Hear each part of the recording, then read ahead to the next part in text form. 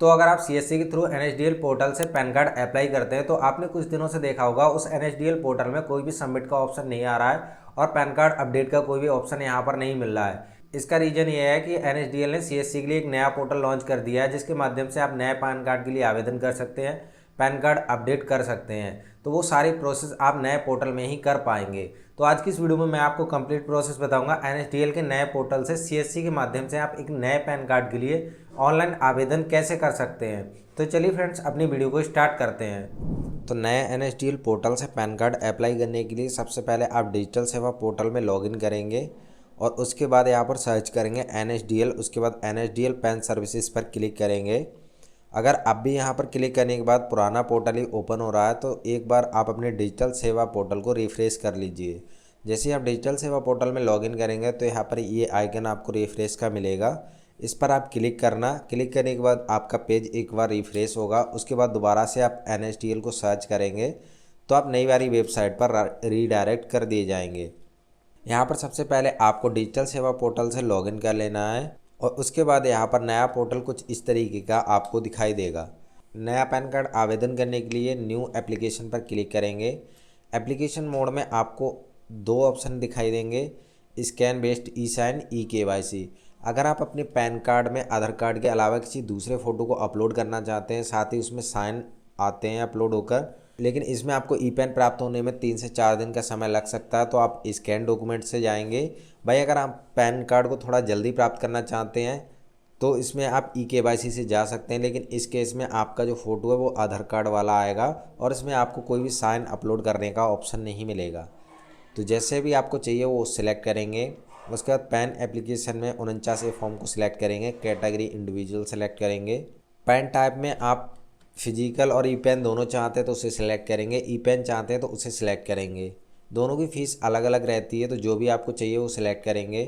Applicant का नाम आधार के अकॉर्डिंग दर्ज करेंगे, डेट ऑफ बर्थ आधार के अकॉर्डिंग दर्ज करेंगे।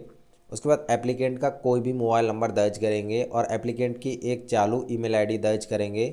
इसी ईमेल आईडी पर आपको एप्लीकेशन फॉर्म, पेमेंट रिसिप्ट और बाद में जब भी आपका ई पैन प्राप्त होता है वो इसी पर आपको प्राप्त होगा। डिटेल्स को भरने के बाद सबमिट करेंगे। आपकी भरी हुई जानकारी का प्रिंट प्रीव्यू आ जाएगा। सभी जानकारी ठीक होती है तो प्रोसीड टू एनएसडीएल पोर्टल पर क्लिक करेंगे। आपके एनएसडीएल पोर्टल में जो मोबाइल नंबर रजिस्टर्ड है उसे यहाँ पर दर्ज करेंगे। अगर यहाँ पर कोई भी नंबर आपका रजिस्टर्ड नहीं है, फर्स्ट टाइम आप एनएसडीएल पोर्टल से पैन कार्ड बना रहे हैं, तो रजिस्टर्ड नाउ पर क्लिक करके अपना मोबाइल नंबर रजिस्टर्ड करेंगे। भाई अगर आपका मोबाइल नंबर ऑलरेडी रजिस्टर्ड है, उसे चेंज करना चाहते हैं तो ऑलरेडी रजिस्टर्ड पर क्लिक करके रजिस्टर्ड नंबर को चेंज कर सकते हैं।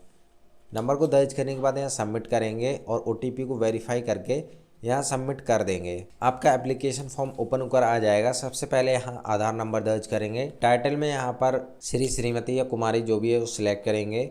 उसके बाद एप्लीकेंट का लास्ट नेम और फर्स्ट नेम दर्ज करेंगे, मिडिल नेम होता तो वो ही दर्ज करेंगे। उसके बाद जेंडर सिलेक्ट करेंगे, डिक्लेरेशन को सिलेक्ट करेंगे और सबमिट करेंगे। उसके बाद यहाँ पर आपका पेज रिफ्रेश होता है। अगर यहाँ पर आपकी कोई भी जानकारी आधार से मिसमैच होती है तो यहाँ पर आपको नेक्स्ट का ऑप्शन नहीं दिखाई देगा, इसमें दोबारा आपको सबमिट का ऑप्शन दिखाई देगा। तो एक बार सभी जानकारी को ठीक करके दोबारा से आप यहाँ पर सबमिट करें। सभी जानकारी ठीक होती तो यहाँ नेक्स्ट का ऑप्शन मिलेगा, या नेक्स्ट पर क्लिक करेंगे। उसके बाद एप्लीकेंट की पेरेंट डिटेल्स देंगे, इसमें आप फादर नेम, उसके बाद एप्लीकेंट का मदर नेम भरेंगे और parent name printed in on pan card में फादर को ही सिलेक्ट रहने देंगे और नेक्स्ट पर क्लिक करेंगे। आवेदक की कॉन्टैक्ट डिटेल आ जाएगी। तो सबसे पहले यहाँ पर सोर्स ऑफ इनकम में जो भी सोर्स ऑफ इनकम होता है वो सिलेक्ट करेंगे। उसके बाद यहाँ पर mobile number, email ID already आएगी। आईएसडी कोड में आपको इंडिया का +1 सिलेक्ट कर लेना है। कम्युनिकेशन एड्रेस टाइप में आपको रेजिडेंट सिलेक्ट करना है और उसके बाद एप्लीकेंट का जो भी एड्रेस होता है वो रेजिडेंट एड्रेस में दर्ज कर देंगे। हमने ई केवाईसी से पैन कार्ड को अप्लाई किया तो हमें एड्रेस दर्ज करने की ज़रूरत नहीं पड़ेगी, वो हमारा आधार कार्ड से ही ले लिया जाएगा। उसके बाद नेक्स्ट करेंगे। एओ कोड, एरिया कोड और रेंज कोड के लिए आप सीधा यहाँ पर पिन कोड दर्ज करेंगे। जैसे ही पिन कोड दर्ज करेंगे आपके सभी कोड्स ऑटोमेटिक डिटेक्ट कर लिए जाएंगे। उसके बाद next identity proof, address proof और डेट ऑफ बर्थ प्रूफ तीनों में ही आधार कार्ड को सिलेक्ट करेंगे और प्लेस में जो भी आपकी सिटी होती है वो भर देंगे। स्कैन डॉक्यूमेंट से अगर पैन कार्ड के लिए अप्लाई कर रहे हैं तो यहीं पर आपको फ़ोटो, सिग्नेचर और आधार कार्ड की पीडीएफ को 300 KB से कम में अपलोड करना होगा। सभी जानकारी को दर्ज करने के बाद सबमिट करेंगे। आपके एप्लीकेशन का पूरा प्रिंट प्रीव्यू ओपन होकर आ जाएगा। एक बार सभी जानकारी को ध्यान से चेक करेंगे। कुछ भी जानकारी में करेक्शन करना चाहते हैं तो नीचे एडिट पर क्लिक कर सकते हैं। सभी जानकारी ठीक होने पर कन्फर्म पर क्लिक करेंगे। अब यहाँ पर आपको eKYC के दो ऑप्शंस देखने के लिए मिलेंगे, OTP बेस्ड eKYC और biometric based eKYC। Biometric based eKYC के लिए आपके पास फिंगरप्रिंट डिवाइस होना ज़रूरी है। इसके लिए आपके पास मोरफो डिवाइस हो तो बेहतर रहेगा, मंत्रा इसमें ठीक से काम नहीं करती है। हमें OTP बेस्ड KYC करनी तो OTP को सिलेक्ट करेंगे। उसके बाद यहाँ पर आधार में रजिस्टर्ड मोबाइल नंबर पर OTP प्राप्त होगी, उस OTP को यहाँ दर्ज करके सबमिट करेंगे। अगर आप स्कैन डॉक्यूमेंट से करते हैं तो यहाँ पर ये स्टेप आपका स्किप हो जाएगा, इसमें आपको कोई OTP दर्ज करने की ज़रूरत नहीं पड़ेगी। eKYC के बाद अब यहाँ पर ई साइन करना पड़ेगा, तो अगेन से OTP बेस्ड ई साइन पर क्लिक करेंगे। उसके बाद डिक्लेरेशन को सिलेक्ट करके आधार नंबर दर्ज करेंगे, सेंड OTP पर क्लिक कर देंगे। आधार में रजिस्टर्ड मोबाइल नंबर पर एक OTP प्राप्त होगी, उस OTP को यहाँ दर्ज करेंगे और वेरीफाई OTP पर क्लिक करेंगे। OTP वेरीफाई होने के बाद दोबारा से NSDL पोर्टल पर रीडायरेक्ट कर दिया जाएगा। उसके बाद अब यहाँ पर आपको फ़ीस का पेमेंट करना है।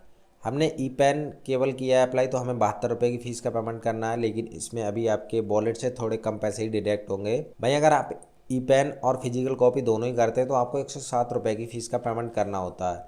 अब यहाँ पर आपका आवेदन सफलतापूर्वक हो चुका है। आपके एप्लीकेशन का जो PDF है वो आपको जो ईमेल आपने दर्ज की थी एप्लीकेशन फॉर्म में उस पर प्राप्त हो जाएगा। इसके साथ ही यहाँ पर एक आपकी जो पेमेंट की रिसिप्ट है वो भी आपको ईमेल के माध्यम से प्राप्त होगी। एप्लीकेंट का जो डेट ऑफ बर्थ होती है उसे DDMMYYYY में दर्ज करना होगा। दर्ज करने के बाद आप सबमिट करेंगे तो आपकी दोनों PDF ओपन हो जाएंगी। तो ये थी कंप्लीट प्रोसेस। आप इस तरीके से NSDL के नए पोर्टल में एक नए पैन कार्ड के लिए आवेदन कर सकते हैं। आई होप आपको वीडियो में बताई जानकारी अच्छे से समझ में आ गई होगी। वैसे यहाँ पर जो NSDL का नया पोर्टल लॉन्च किया गया है उसमें एक ऑप्शन काफ़ी अच्छा दिया गया है जो मुझे पर्सनली काफ़ी पसंद आया। वो है यहाँ पर जब आप पूरा कंप्लीट कर लेंगे, KYC वगैरह सारी चीज़ों को कंप्लीट कर लेंगे, फीस का पेमेंट आपको तभी करना है। कई बार ऐसा हो जाता था कस्टमर OTP नहीं दे पाता था, लेकिन हमारी फ़ीस पहले ही कट जाती थी तो फीस रिफंड आने में 2 से 3 दिन लग जाते थे। लेकिन अब ये प्रॉब्लम ख़त्म हो गई। आप पहले पूरी KYC कर लीजिए।